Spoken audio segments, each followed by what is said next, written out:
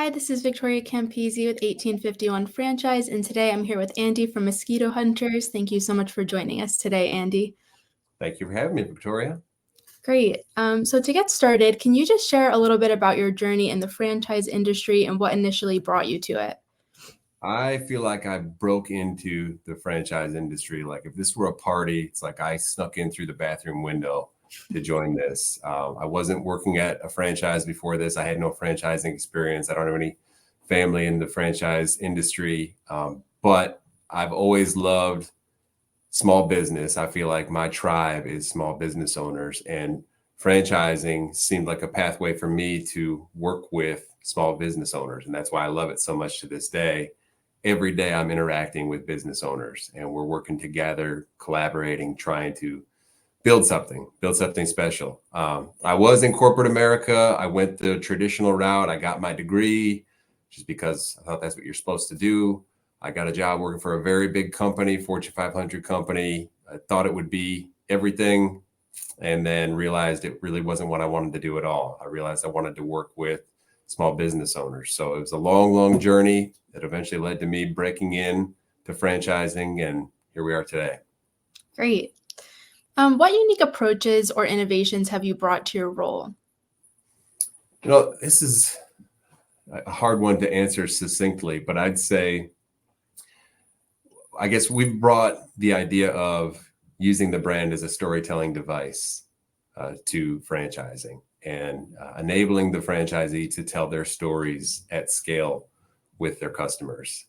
And when franchising really works well, it's when you kind of get to have your cake and eat it too as an owner, when you get to leverage a brand that's nationally recognized, that's powerful, that brings familiarity and trust, but also at the same time you illustrate that, hey, I'm just like you. I'm here in the local community, wherever you are, whether it's Chicago or Wichita, Kansas, or Tampa, Florida, or wherever it is, like I'm here. And so there are a lot of things that we've done to help a franchisee leverage the brand, but also build that one-to-one relationship at scale, where you're scaling a business with hundreds and eventually thousands of customers. So there's a lot of little examples, but one really obvious one is just film selfie videos of you just acknowledging some news within your company and some things that a new customer could look out for. Something that's really common that we would see on social media, something that you would see LeBron James or whoever, some celebrity do.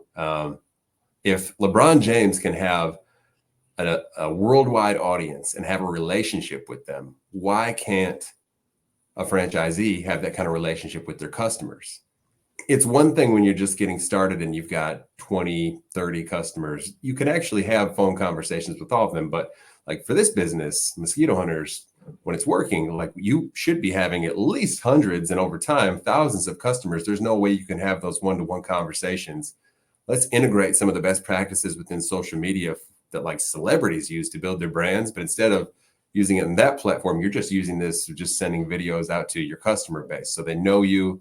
They know who you are as a person, and they also recognize that you're local there in the community. So that's one of the ways that I think we've innovated a bit. Awesome. What are your aspirations within the franchise world?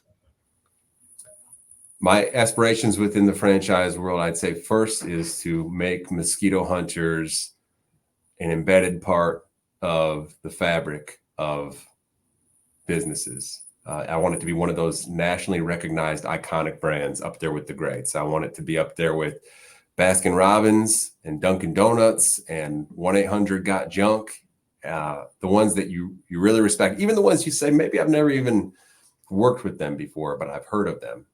Whether you've ever had 1-800-GOT-JUNK haul away your couch, you know them, you've heard of them, and they're kind of just a part of the culture. Why not Mosquito Hunters? I got to be honest, I've said this before, like I was never really motivated by trying to see if I could have Mosquito Hunters make me a ton of money. I just want it to be a part of the conversation. I want us to be a vehicle for franchisees to take control of their careers. And I want it to be something that's valuable for customers. And if we can do that and make Mosquito Hunters something recognizable, I think everybody wins. Great. How do you see the franchise industry evolving? I think there's going to be more of a focus on finding empire builders. I think there's less room for, I think, someone to get into the franchising space and just say, well, it's just going to be me inside of a truck, and I'm just going to build this to be a modest business, because there's really not much of an infrastructure there. There's not much resilience that's in that business model. And I think more and more you're going to see the more knowledgeable brands building something that's a little bit more sophisticated, something that's larger, something that can withstand good times and bad times. So that starts with attracting a franchisee who wants to build an empire. And I think this is something that, if I may say, I think Mosquito Hunters has been on the forefront of.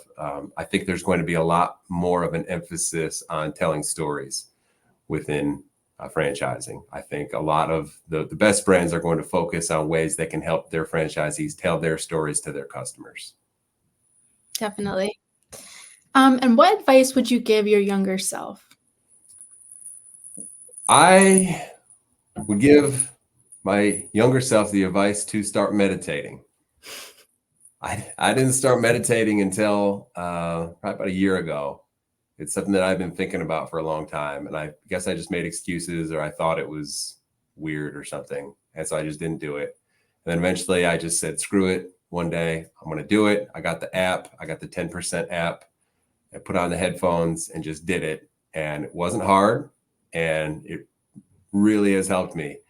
I would kind of compare it to when you're exercising and you start to build up some muscle mass. You don't notice it at the time, but over time, you'll have a moment where you need to move something around the house and you think, this was a lot easier to move than it was before I got into shape. It's kind of like that with your mind. When you're meditating, you don't really notice it in big, flashy ways, but in little subtle ways. I just noticed that my brain just kind of works better from meditating. So if I could do it all over again, I would start meditating in preschool, and I would do it every day. And I would recommend meditating to anybody who wants to make the most of their brain. Definitely. Meditation is great.